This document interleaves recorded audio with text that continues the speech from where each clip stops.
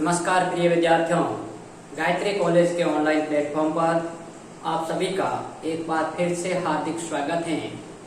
आज के लेक्चर में हम बीएससी फाइनल ईयर मैथमेटिक्स के पेपर सेकंड कॉम्प्लेक्स एनालिसिस के टॉपिक कोशी इंटीग्रल फॉर्मूला के ऊपर बात कर रहे थे। उसी को कंटिन्यू करते हुए उसके ऊपर न्यूमेरिकल प्रॉब्लम्स को लेकर बात करेंगे। तो देखिए, क्वेश्चन लिखा हुआ आपके पास में, evaluate integration over close contour C, जहां पर सी आपके पास में क्या है, सर्कल जिसकी रेडियस 2 है और सेंटर 0 है। e to the power 2z upon z plus 1 raise n dz, इसका मान ज्ञात करना है। ठीक है, तो आपको पहले सिंगुलरिटी चेक करनी है और फिर बताना है कि इसमें अपन कोशी इंटीग्रल फॉर्मूला अप्लाई कर सकते हैं नहीं। यदि कर सकते हैं तो उससे करना है, नहीं तो अपन ने जो पहले तरीके की है उसकी सहायता से करना है। ठीक है, तो पहले अपन इस क्वेश्चन को लेकर बात करेंगे, क्वेश्चन नंबर 9 को लेकर। ठीक है, तो देखिए सॉल्यूशन की लेकर बात करते हैं 9। सबसे पहले मान लेते हैं आई बराबर क्या है, integration over e to the power 2z upon z plus 1 की पावर n, जहां पर सर्कल है 2 रेडियस का। ठीक है, इसका मान अपन को ज्ञात करना है। इसको मैं समीकरण मान लेता हूं, समीकरण नंबर 1। अब अपन मानते हैं let function g of z। अब मैं वापस बार बार कंसेप्ट नहीं बताएंगा कि आपके पास में क्यों लगता है कोशी इंटीग्रल फॉर्मूला, पहले बहुत बार बता चुका हूं। तो देखिए g ऑफ z आपके पास में क्या है, e to the power 2z upon z plus 1 की पावर n। ठीक है, अब बात सुनिए, अपन क्या कह सकते हैं कि singular point of g of z is क्या है, z बराबर -1। ठीक है, विच लाइज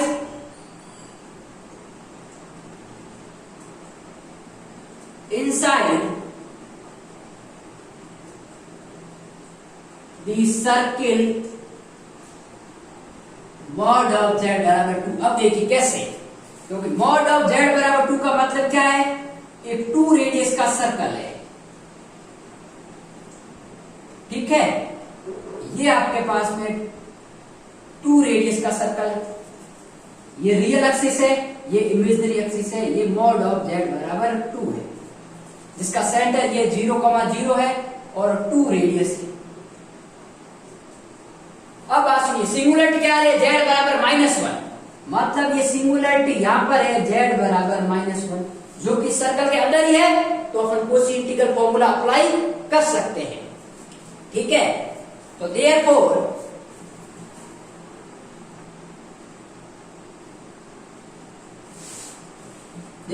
we can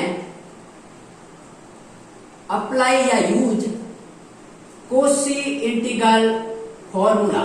ठीक है, अब मेरी बात सुनिए, by derivative of Cauchy integral formula अपन क्या जानते हैं, by derivative of Cauchy integral formula we have, अपन ये देख चुके हैं कि integration over closed contour f of z upon z minus a की पावर n प्लस 1 होता है। ये dz उसका मान होता है आपके पास में, देखिए 2 pi iota upon n factorial into nth derivative of function at that point. ठीक है, तो यदि मैं इसका कंपैरिजन करवाने जाऊं तो अपने पास में f ऑफ z क्या है, e to the power 2z।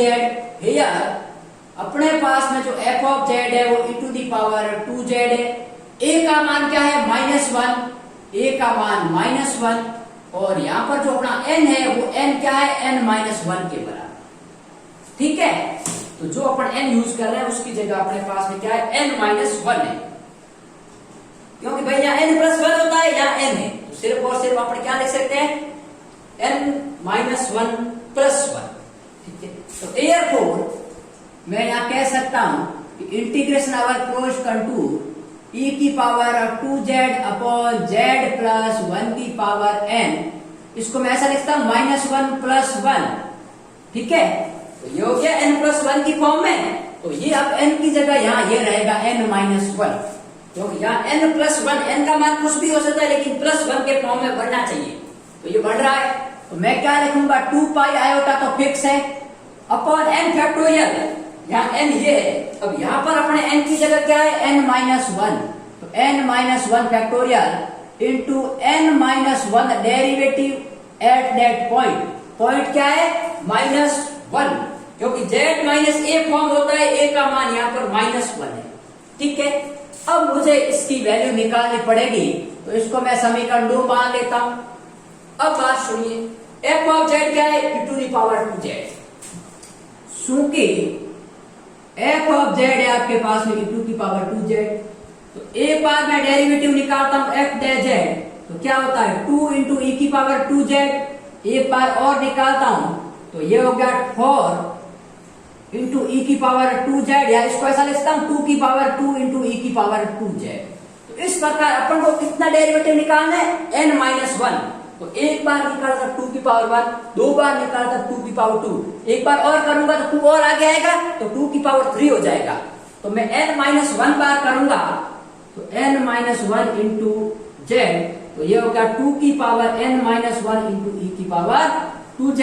अब z का मान क्या है, -1, तो f ऑफ n-1 इंटू -1, तो ये हो गया 2n-1 इंटू e⁻², क्योंकि z का मान -1 रख लिया, क्योंकि अपन को -1 पर वैल्यू निकालनी है, तो ये वैल्यू आ गई। ठीक है, तो ये है समीकरण 3 यूजिंग 3 इन 2। तो देयरफॉर आपके पास में समीकरण 2 है, वो इंप्लाइज दैट I बराबर integration over mod of z बराबर 2 e⁻²z अपॉन z प्लस 1 की पावर n इंटू dz। इसका वैल्यू आएगी आपके पास में 2 pi iota upon n-1 factorial into यह आएगा 2 की पावर n-1 अपॉन e²। अरे भाई e की पावर -2 है, इसको नीचे लिख सकता हूं। अब देखिए 2 इंटू 2 की पावर n-1, इसको मैं लिख सकता हूं 2 की power n into pi iota upon factorial of n-1 into e²। ये आपके पास में इसका फाइनल आंसर है क्वेश्चन नंबर 9 का। ठीक है, तो बड़े धैर्य से करेंगे तो अपने आंसर तक आराम से पहुंच सकते हैं। यूनिवर्सिटी में इस प्रकार के क्वेश्चन पूछे जाते हैं। अब अपन बात करेंगे नेक्स्ट क्वेश्चन की, जो कि आपके पास में लिखा हुआ है, so that integration of this terms equals to 0 आना चाहिए। तो पहले इसको एक बार नोट डाउन कर लीजिए, फिर अपन आगे बात करते हैं। तो देखिए, अब अपन इसको नोट डाउन कर लिया हो तो अपन इसको रफ कर लेते हैं।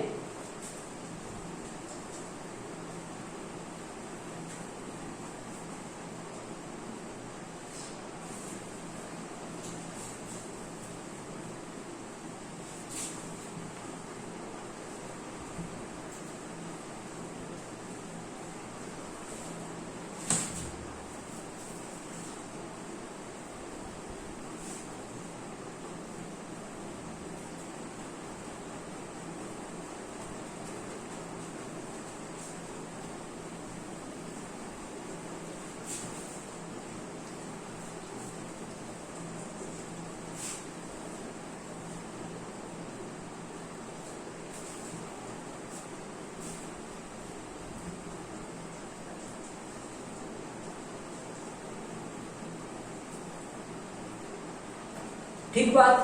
अब अपन क्वेश्चन नंबर करते हैं 10th के बारे में बात। तो देखिए, यहां से स्टार्ट करते हैं।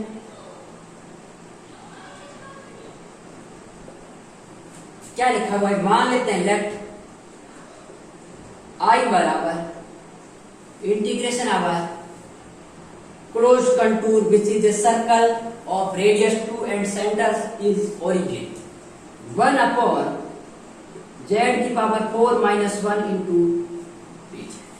ठीक है, इसका मान मुझे निकालना है।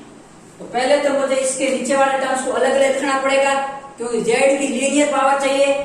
ठीक है, तो अब देखिए मैं इसको क्या लिख सकता हूं। तो देखिए I बराबर integration over mod of z बराबर 2, इसको मैं लिख सकता हूं 1 upon Z minus 1, z plus 1, z plus iota, z minus iota into.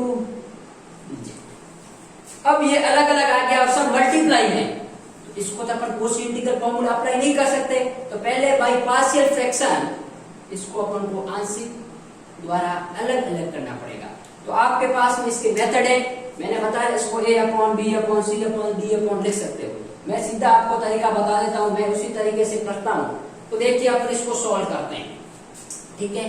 तो पहले यहां से मैं इसको थोड़ा सा यही रहने देता हूं, इसकी वैल्यू मैं यहां बता देता हूं आपको, ठीक है। तो क्या करना है, 1 upon Z minus 1, z plus 1, z plus iota और जेड माइनस आयोटा।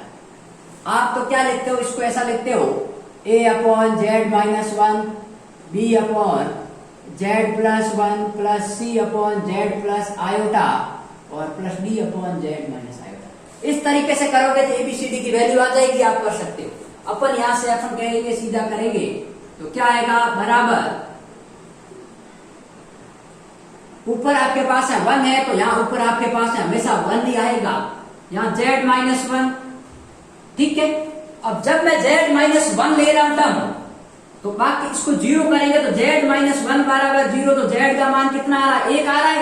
1 बाकी के तीनों टर्म में रख लो, तो यहां रखूंगा तो ये हो गया 1 plus 1, 1 plus iota, 1 minus iota, ठीक बात। यहां बीच में एक बार प्लस लगा लेते हैं, यहां रखते हैं जेड प्लस 1।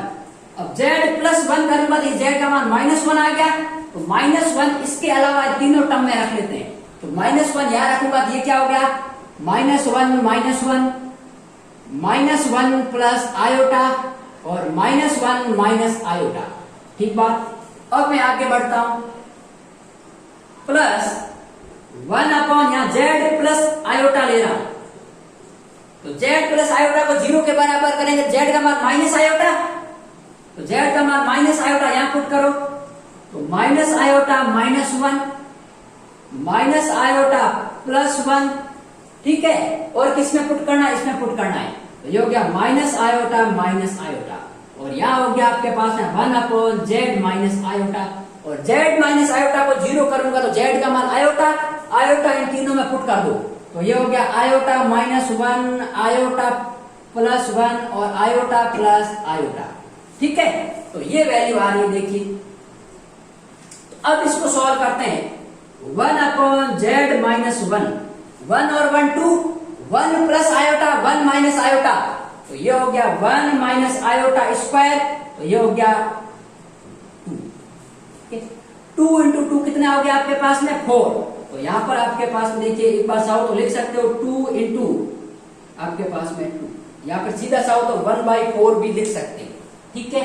तो मैं यहां से इसको साफ करके लिख सकता हूं 1/4। आपको यदि ये तरीका हार्ड लग रहा है आप इस तरीके से कर सकते हो, तो 1/4 जेड माइनस 1, ठीक है। फिर अपन इसको सॉल्व करते हैं, तो ये क्या आ गया, देखिए माइनस का 2 है ही, इसमें से माइनस कॉमन लेता हूं तो माइनस बाहर आ गया, तो ये माइनस माइनस प्लस, यहां पर क्या बच गया भाई 1 प्लस आयोटा और आयोटा -1, तो इसको मैं मल्टीप्लाई करूंगा तो मेरे पास क्या बनेगा 2 इंटू आयोटा स्क्वायर -1 का स्क्वायर, तो आयोटा स्क्वायर क्या होता है -1 और ये माइनस, तो ये माइनस का 4 आ गया, ठीक है। तो इसको मैं लिख सकता हूं -1/4 जेड प्लस 1, ठीक है। अब अपन बात करते हैं नेक्स्ट टर्म की, तो नेक्स्ट टर्म आपके पास में क्या है, 1 जेड प्लस आयोटा और एक है 1 जेड माइनस आयोटा, ठीक है। तो जेड प्लस आयोटा, तो यहां पर देखिए माइनस आयोटा और माइनस आयोटा, माइनस के 2 आयोटा और इसमें से मैं माइनस कॉमन लेता हूं तो ये प्लस, और यहां हो गया आयोटा +1 और यहां हो गया 1 माइनस आयोटा, तो 1 प्लस आयोटा और 1 माइनस आयोटा, तो ये हो गया 2 आयोटा और 1 माइनस आयोटा स्क्वायर, और 1 माइनस आयोटा स्क्वायर क्या होता है, आयोटा स्क्वायर का मान -1 तो 2, तो ये हो गया 4 आयोटा, ठीक है। तो ये हो गया आपके पास में प्लस का 4 आयोटा, ठीक है। इसी प्रकार यहां चेक करते हैं तो आयोटा प्लस 1 आयोटा माइनस 1, तो आयोटा स्क्वायर माइनस 1 का स्क्वायर, ये हो गया माइनस का 2, और ये हो गया 2 आयोटा, तो ये हो गया माइनस का 4 आयोटा। ठीक है, ये आपके पास में वैल्यू आ गई। तो अब देखिए, अब चाहो तो इसको देखिए, कभी कभी आप जब इससे करोगे तो आयोटा इसके ऊपर आएगा, तो जब मैं आयोटा को ऊपर नीचे मल्टीप्लाई करूंगा तो ये टर्म चेंज भी हो सकता है। आप इसको ऐसे भी लिख सकते हो, इससे करोगे तो भी आंसर आ जाएगा, और आप ऐसे भी लिख सकते हो 4 1/4 z प्लस 1, और ये हो गया आपके पास में माइनस प्लस का iota by 4 z minus iota, क्योंकि ये माइनस आयोटा जब ऊपर जाएगा तो माइनस आयोटा होगा, और ये प्लस वाला माइनस हो जाएगा, तो iota by 4 z plus iota. ठीक है, तो ये इसका आंसर आ गया। तो अब मैं इसकी वैल्यू यहां पुट करता हूं, तो मेरे पास क्या आएगा देखिए, integration over mod of z बराबर 2,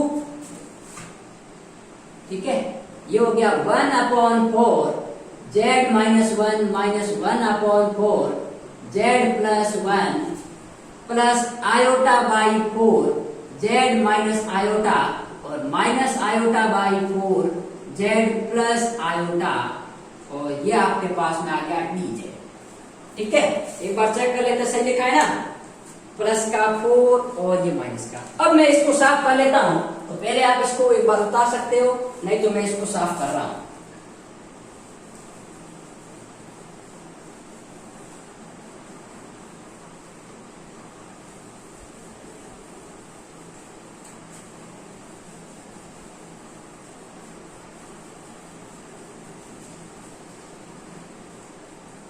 अब देखिए, अपन बात करते हैं आगे। ठीक है, तो अब मैं इसको अलग अलग लिख सकता हूं, तो यहां पर देखिए मैं 1/4 तो बाहर ले लेता हूं। एक बार इस इंटीग्रेशन को मॉड ऑफ z बराबर 2 1/z minus 1 dz minus integration over 1/mod of z बराबर 2 1/z प्लस 1 इंटू dz। ठीक है, और यहां पर आपके 4 तो बाहर आ गया, plus iota into integration over mod of z बराबर 2 1/z minus iota into dz, और ये हो गया आपके पास है माइनस का iota integration over mod of z बराबर 2 1/z plus iota into dz। ठीक है, ये वैल्यू आ गई। अब मेरी बात सुनो, ये इस इंटीग्रेशन की वैल्यू। अब f ऑफ z का मान प्रत्येक केस में 1 आ रहा है। ठीक है, तो हियर f ऑफ z तो आपके पास में 1 आ रहा है। ठीक है, तो f ऑफ आयोटा रखो, 1 रखो, माइनस 1 रखो, हमेशा 1 ही आएगा, तो इसका फंक्शन का कोई फर्क नहीं पड़ेगा, चाहे वो nth डेरिवेटिव हो, कुछ भी हो। अब देखिए, मैं इसको सीधा आपको बता देता हूं, इसकी सिंगुलरिटी क्या है, 1 है, और कितने रेडियस का सर्कल है, 2 रेडियस का सर्कल है, तो 1 इसके अंदर लाइज कर रही है, इसमें मैं कोसी इंटीग्रल फॉर्मूला अप्लाई कर सकता हूं। इसकी जो सिंगुलर पॉइंट है वो -1 है, और -1 भी इस रेडियस के सर्कल के अंतर्गत आ रहा है, और इसका क्या है आपके पास में आयोटा, आयोटा मतलब आपके पास में 0,1, तो वो इमेजिनरी एक्सिस पर है 1, तो ये भी इसके अंदर है, और ये इमेजिनरी एक्सिस पर नेगेटिव है, तो ये भी इसके अंदर है। जैसे देखिए, ये आपके पास में पॉइंट है, चलो मैं यहीं बढ़ा लेता हूं। एक मान लीजिए ये आपके पास में एक सर्कल है 2 रेडियस का, ये रियल एक्सिस और ये इमेजिनरी एक्सिस। एक तो z बराबर 1 ये रहा, ये z बराबर -1, ये z बराबर आयोटा, और ये z बराबर माइनस आयोटा। चारों इस सर्कल के अंदर ही है, अर्थात मैं कोसी इंटीग्रल फॉर्मूला चारों में अप्लाई कर सकता हूं। ठीक है, तो कोशी इंटीग्रल फॉर्मूला अप्लाई करेंगे तो यहां लिख लेना, therefore by Cauchy integral formula. ठीक है, तो अपने पास में क्या आएगा देखिए, वी गेट I बराबर 1/4, इसका क्या आएगा 2 pi iota, 2 pi iota into 1 minus 2 pi iota into 1। अरे भाई, इसकी वैल्यू तो 1 ही आएगी, क्योंकि f ऑफ z का मान 1 ही है, और सिंगल डेरिवेटिव है, मतलब फैक्टोरियल वगैरह कुछ भी नहीं आएगा, और plus iota into 2 pi iota minus iota into 2 pi iota. अब देखिए, इससे ये कैंसिल आउट और इससे ये कैंसिल आउट, तो यह आपके पास में i का मान आ गया 1/4 इंटू 0। तो यह आ गया आपके पास में i बराबर integration over mod of z बराबर 2 1/z⁴ - 1 dz बराबर 0। ठीक है, तो ये आपके पास में क्वेश्चन था जिसको अपन ने किया। और एग्जाम में यदि ये 4 नंबर का क्वेश्चन आता है तो आपको लिखना है प्रत्येक का, इसको i1 मान लो, i2, i3 और i4 मान के सब में अलग अलग कोसी इंटीग्रल फॉर्मूला निकालो और वैल्यू निकालो और फिर उसमें रखोगे तो आपके पास में फाइनल आंसर तक पहुंच जाओगे। तो थोड़ा सा दिखने में अच्छा लग जाएगा और आपके एग्जाम में नंबर नहीं कट करेगा। ठीक है, तो ये तो था इस लेक्चर में अपन ने इस प्रकार के 2 क्वेश्चंस को सॉल्व आउट किया है।